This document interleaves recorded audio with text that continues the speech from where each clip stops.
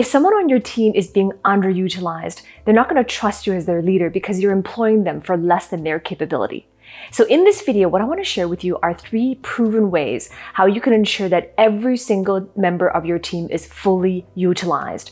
Because let's face it, even if one single person is pulling in the wrong direction, or one person does not believe in the mission, or maybe one person is not performing quite up to par compared to their other team members, it can result in as much as an 80% reduction in the productivity. There was a study by Deloitte that was done where that study showed that when it comes to human productivity, your members of your team, people are productive on average only 8 to 12 hours per week. So productivity, your team members' full utilization is going to be crucial when it comes to having the productivity, completing projects, when it comes to making progress on the mission. And the costs for not having that full team utilization are very, very crucial. So let's go. I'm going to talk to you about 3 key ways. And by the way, if this is something that is relevant to you, then remember to give me a thumbs up and subscribe to my channel, because every single week I release videos for executives just like you, team leaders just like you, on how to succeed. As the team leader, you are going to be the most exposed, the most vulnerable, and that's because what you say and what you do carries weight. Your team members are observing. They are looking towards you for direction, for guidance, an example of what value is, an example of what success means. And your responsibilities don't just lie within your own tasks and within your own projects, but it also lies within how is your team performing? How are they progressing towards the objectives? And more importantly, how are you coaching them towards success and consolidating resources that they need in order to be successful and progress towards those meaningful goals? So when it comes to the 3 ways on how you can ensure full team utilization, the first way is to determine your key A players. The A players. Like, we all want A players on our team. And sometimes you might be noticing that, well, some of the times this individual is an A player, but on other times I'm noticing that they kind of pull back, they kind of pull their punches. Or maybe you're noticing that some team members don't seem to be able to be self-initiative or intrinsically motivated compared to others. But that's why it's important to differentiate your A players. Because when it comes to A players, the key differentiator between someone who is a key A player is that A players are individuals who do not like to be underutilized. In fact, if in any given moment, they feel like they're not operating to their fullest potential, if any given project they're not giving their fullest capacity, they actually feel very uncomfortable.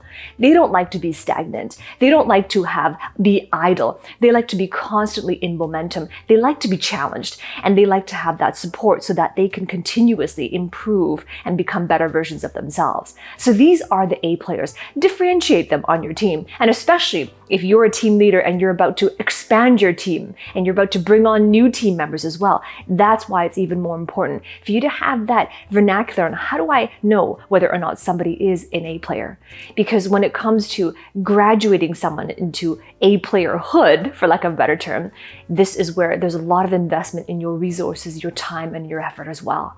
So being able to differentiate A players is going to be crucial when it comes to having that team empowerment, that full team utilization, but also when you are onboarding or hiring new people. The second way to ensure full team utilization is to demonstrate the culture.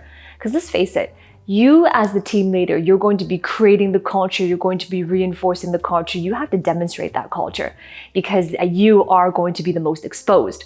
Your actions, your decisions, your beliefs and your words spoken as well is going to carry a lot more weight because you are the leader of the teams. So it's important for you to be able to demonstrate what constitutes great behavior, what constitutes great leadership, and more importantly, what constitutes great communication. So these are very important skill sets, unfortunately, that they don't quite teach you in school.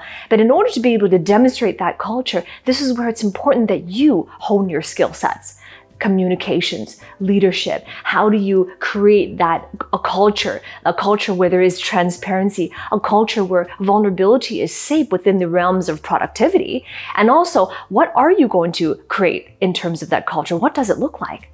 So if you're somebody who recognizes that maybe there are these soft skills that you want to improve within yourself, leadership and communications, but you've been trying all these different ways on improving these things, improving the communication, but you realize that this is where you are the most vulnerable, this is where you are the most exposed, and you're somebody who is serious about developing those skill sets, then I invite you to work with me. Below this video in the description, the very first link is an application just to book a call with me or a member of my team to explore whether or not this is going to be the right fit and to see if I can help you with what you're looking for. And if I can, then you're going to be invited into a group of executives just like you, where every single week I'm going to provide you with some training on how do you master your skill sets of communications, leadership, creating that culture of full team utilization.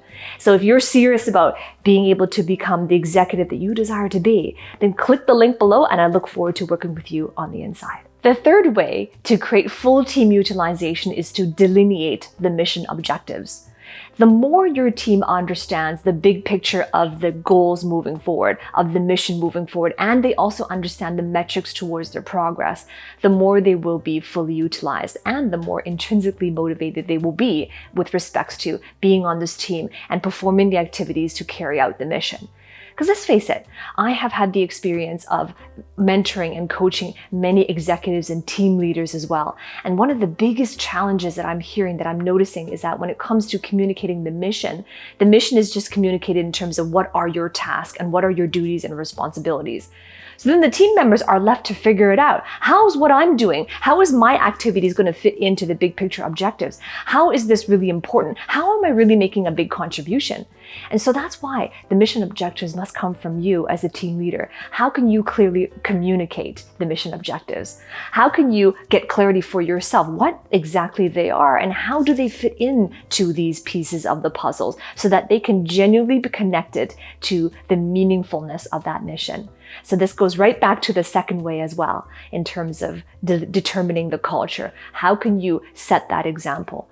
And whatever values and tenets you have for team performance, this is where it's important for you to exemplify from all layers who that looks like and what is the kind of person that exemplifies those values, because they're going to be observing. They're going to be turning to you.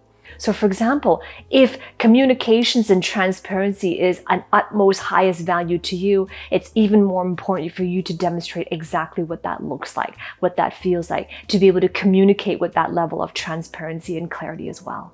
So these are the three ways on how you as a team leader can create full team utilization, no matter how new and no matter how senior your team members are. So I have another piece of content for you. On the first way where I talked about team utilization, it was to identify your A players. So if you're somebody who's kind of wondering, well, how do I identify what they are? And I have a piece of content that I've created, a video around what are the key behaviors of A players. That video is coming right up next. I'll see you there.